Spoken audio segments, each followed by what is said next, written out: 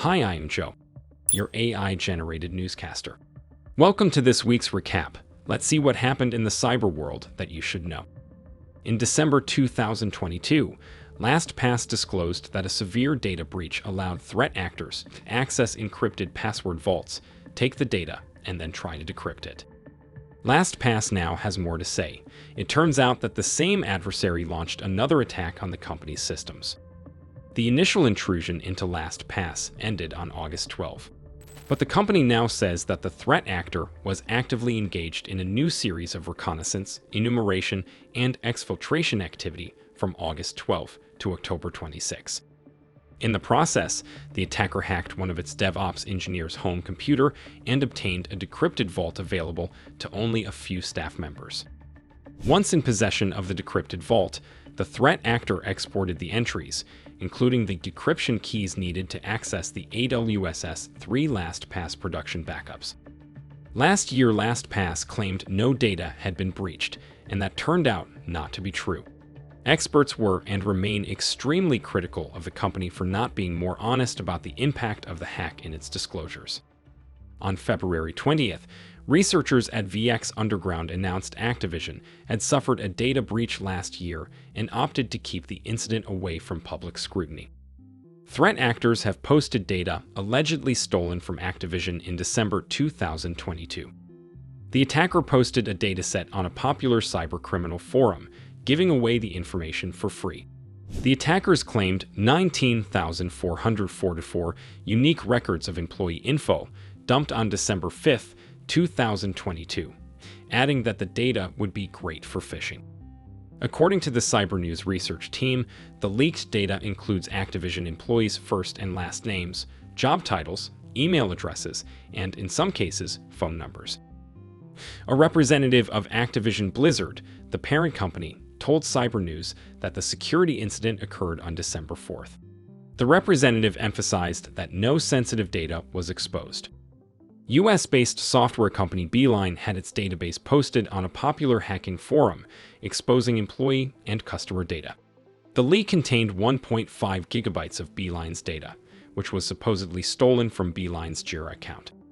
The post on a hacker forum indicates the data was taken on February 25th and allegedly contains Beeline's customer data, such as their first and last names, Beeline usernames, role in the company, and other data. The data sample includes Beeline customers such as Amazon, Credit Suisse, 3M, Boeing, BMW, Daimler, JP Morgan Chase, McDonald's, the Bank of Montreal, and others.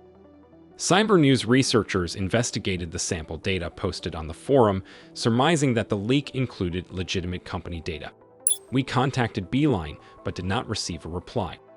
BidenCash, a dark web carding market, has leaked more than 2 million valid cards of mostly US citizens.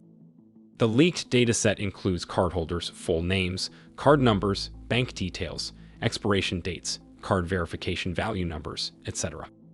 According to the Cybernews research team, many of the cards were issued in the US, with other countries including China, Mexico, India, Canada, and the UK also represented in the dataset. This is not the first time BidenCash has leaked confidential data. Last October, BidenCash's operators offered users a dataset containing over 1.2 million stolen cards. Dutch police have arrested 3 men, including an ethical hacker working for a government-backed vulnerability disclosure institute, in connection with a double extortion ransomware ring that has left millions of its victims' personal information floating around the dark web. The January 23rd arrest, announced only this week, follows a 2-year investigation by Netherlands intelligence agencies, according to the Dutch news outlet NOS.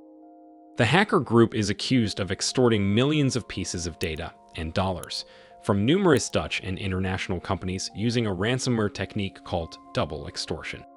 What makes this even more egregious is that one of the 21-year-old hackers was fully employed as an ethical researcher for the government-affiliated Dutch Institute for Vulnerability Disclosure, DIVD. One DIVD manager sent an internal Slack memo after the arrest stating there was no indication he was involved in those kinds of matters, NOS reported. The Australian firm Good Guy said its former third-party supplier, Pegasus Group Australia, now known as My Rewards, informed the company about the breach in February 2023. My Rewards provided reward services for Good Guys loyalty program Concierge.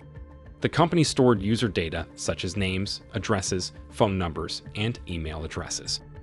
The Good Guys claimed that Concierge members who created a My Rewards account might also have their encrypted password exposed. However, the company assured its customers no ID or financial data were exposed in the breach.